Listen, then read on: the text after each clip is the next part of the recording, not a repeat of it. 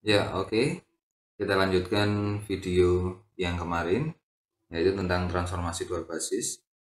Dari video-video yang sebelumnya, kita dapat dual basis atau spesial kofektor epsilon i e j.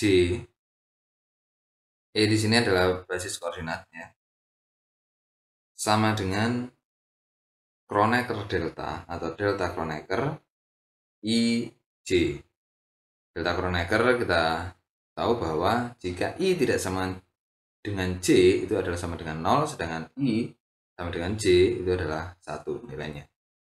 Oke, yang berikutnya adalah epsilon I aksen atau dual basis yang baru EJ aksen sama dengan delta Kronecker atau Kronecker delta IJ. Jadi sama ya.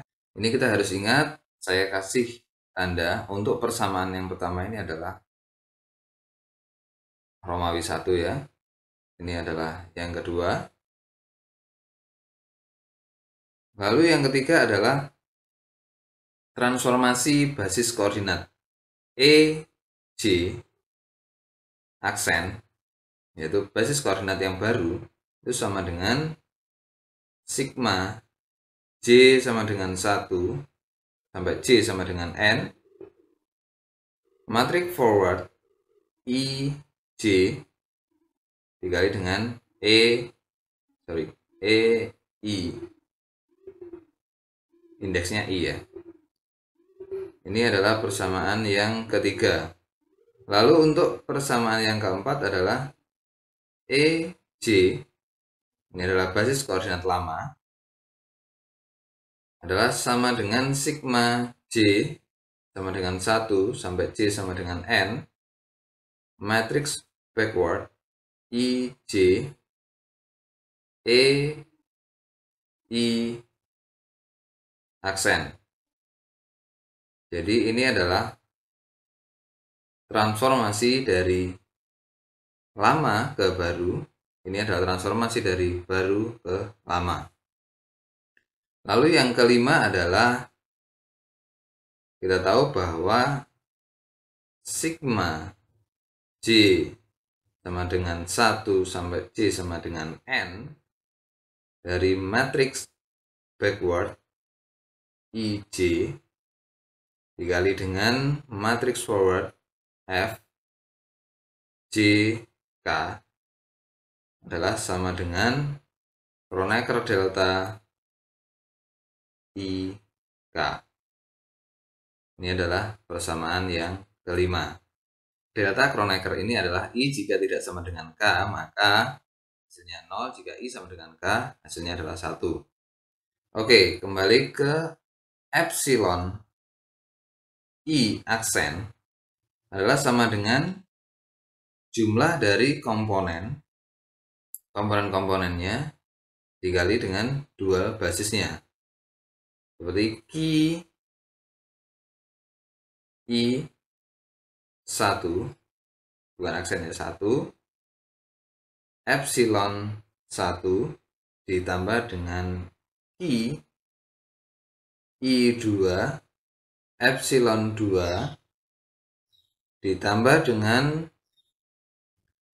terusnya sampai ditambah dengan Ki I N epsilon N. Maka hasilnya adalah, jika kita ringkas, epsilon I aksen sama dengan sigma J sama dengan 1 sampai J sama dengan N dari I J epsilon J. Oke, jika epsilon I aksen dikalikan dengan basis koordinat E K aksen sama dengan sigma J sama dengan 1 sampai J sama dengan N Ki IJ epsilon J dikali dengan E K aksen. Ini sebenarnya bukan dikali ya, ini adalah diaplikasikan terhadap EK. Ini adalah sebuah kofektor, sedangkan EK adalah sebuah spesial vektor atau basis koordinat. Jadi bukan dikali tapi difungsikan atau diaplikasikan ke sebuah vektor E indeks K. Lalu kita tahu bahwa epsilon I aksen diaplikasikan terhadap EK aksen seperti ini. Epsilon I aksen EJ aksen sama dengan delta Kronecker atau Kronecker delta IJ. Maka di sini juga sama dengan Kronecker delta IK karena di sini indeksnya I dan K ya. Sama dengan sigma J sama dengan 1 sampai J sama dengan N. IJ ini adalah epsilon J. EK aksen itu adalah sama dengan di sini EJ aksen itu sama dengan sigma J sama dengan 1N dan bla bla bla. Ini juga saya akan ganti dari EK aksen menjadi sigma L, di sini saya akan ganti dengan L sama dengan 1 sampai L sama dengan N. Kenapa saya pakai L?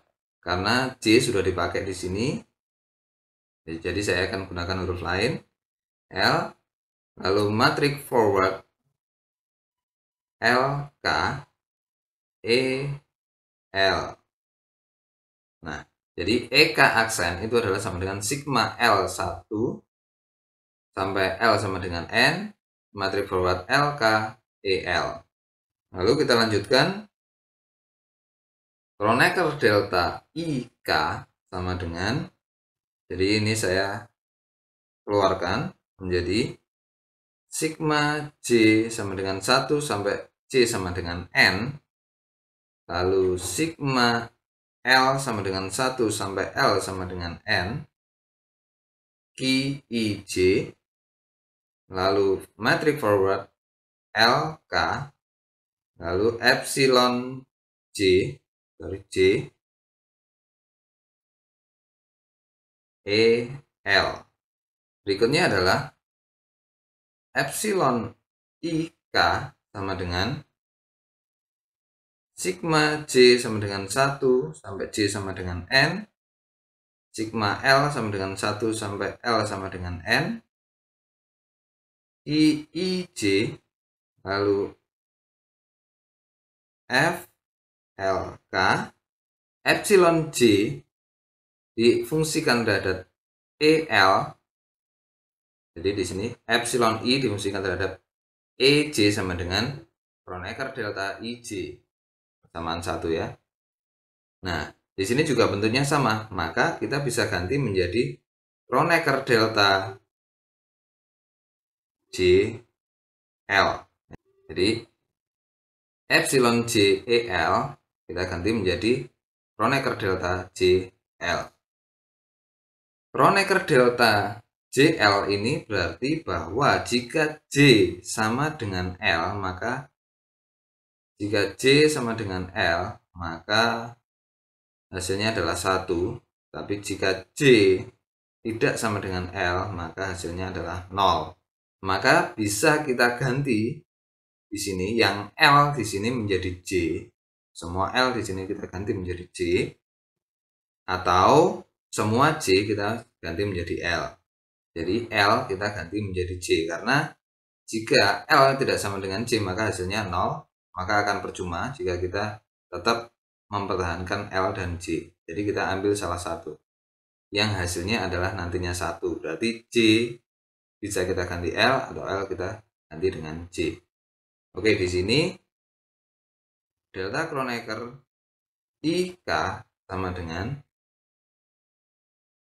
sigma J sama dengan 1 sampai J sama dengan N. Sigma L sama dengan 1 sampai L sama dengan N ini saya hilangkan karena sudah diganti oleh J.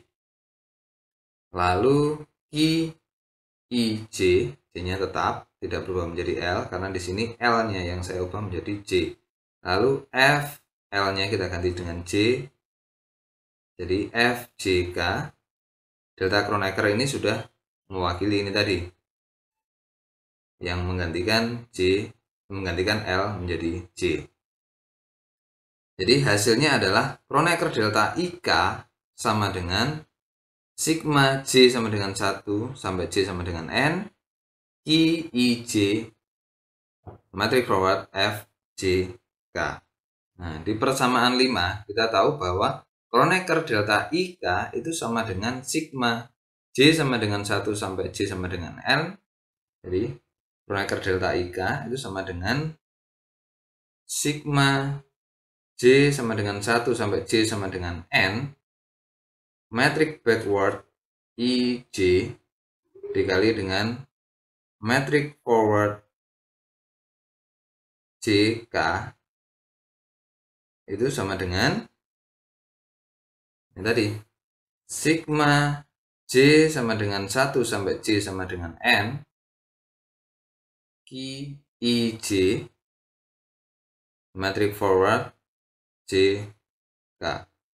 Nah, kita bisa simpulkan bahwa sigma di sini sama dengan sigma di sini. Kita coret. Lalu matrix forward di sini sama dengan matrix forward di sini.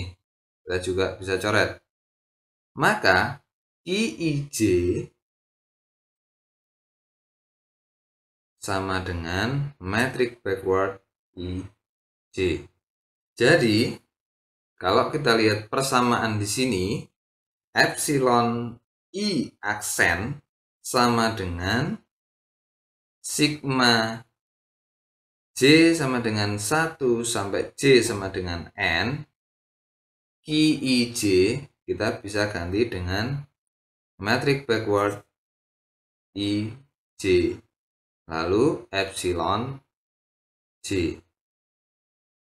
Dari sini kita bisa lihat bahwa epsilon J atau dual basis yang lama menjadi dual basis yang baru menggunakan matrix backward.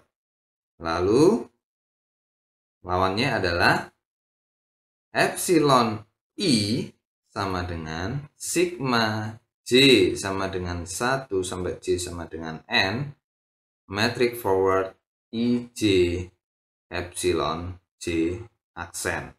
Jadi dari baru ke lama menggunakan matrix forward. Bisa kita lihat di video-video sebelumnya atau di video transformasi basis koordinat. Bentuk ini adalah lawannya, atau bisa dikatakan transformasi dual basis akan berlawanan dengan transformasi basis koordinat. Oke. Lalu selanjutnya adalah kita beralih ke kofektor. Dari dual basis atau spesial kofektor kita beralih ke kofektor, di mana kofektor alfa itu adalah sama dengan kombinasi atau penjumlahan dari komponen dan dual basis. Alfa 1 epsilon 1 plus alfa 2 epsilon 2 sampai dengan alfa n epsilon n. Atau bisa kita ringkas menjadi alfa sama dengan sigma I sama dengan 1 sampai I sama dengan N, alfa I epsilon I. Lalu jika alfa atau kofektor ini ditransformasikan ke dalam dual basis yang baru menjadi alfa sama dengan alfa 1 aksen epsilon 1 aksen ditambah dengan alfa 2 aksen epsilon 2 aksen sampai dengan alfa n aksen epsilon n aksen menjadi alfa sama dengan sigma J sama dengan 1 sampai J sama dengan N, alfa J aksen epsilon J aksen. Lalu alfa sama dengan, dari persamaan ini, alfa sama dengan sigma I sama dengan 1 sampai I sama dengan N, alfa I, epsilon I di sini sama dengan apa di sini?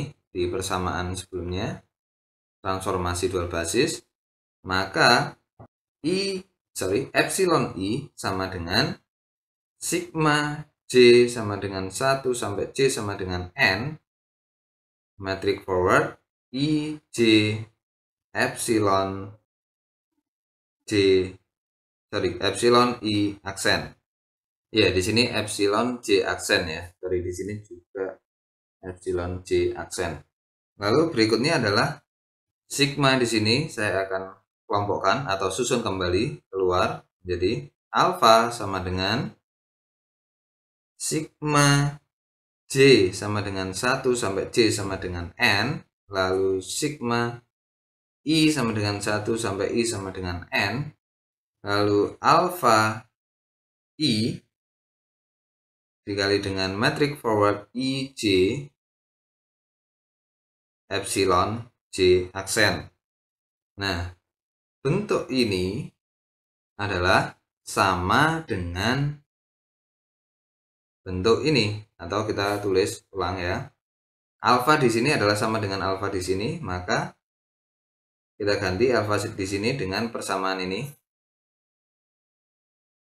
Sigma J sama dengan 1 sampai J sama dengan N sama dengan sigma J sama dengan 1 sampai J sama dengan N, alfa J aksen epsilon J aksen sama dengan ini mewakili alfa di sini sama dengan sigma J sama dengan 1 sampai J sama dengan N, sigma I sama dengan 1 sampai I sama dengan N, alfa I metric forward IJ epsilon J aksen. Nah, kita bisa coret di sini adalah sigma di sini sama dengan sigma di sini, lalu epsilon J aksen di sini sama dengan epsilon J aksen di sini, maka alfa J aksen di sini, alfa J aksen sama dengan sigma I sama dengan 1 sampai I sama dengan N, metric forward IJ alfa I. Nah, jadi dari sini bisa kita lihat bahwa transformasi dari komponen kofektor yang lama ke komponen kofektor yang baru menggunakan matriks forward. Sebaliknya, alfa J sama dengan sigma I sama dengan 1 sampai I sama dengan N, matriks backward IJ alfa I aksen. Jadi dari komponen kofektor yang baru ke komponen vektor yang lama menggunakan matriks backward. Oke, jadi sampai video kali ini kita sudah mengetahui 4 transformasi penting. Yang pertama adalah transformasi basis koordinat dari lama ke baru atau baru ke lama. Yang kedua adalah transformasi vektor dari baru ke lama atau sebaliknya. Lalu transformasi dual basis atau spesial kofektor. Yang keempat adalah transformasi kofektor itu sendiri. Nah, dari 4 transformasi tersebut terdapat 2 kelompok transformasi. Jika transformasi yang dilakukan dari lama menuju ke baru menggunakan menggunakan metrik forward dan baru ke lama menggunakan matriks backward, itu adalah kovarian dan indeksnya ada di bawah. Indeksnya ada di bawah. I, J, L, K dia ada di bawah.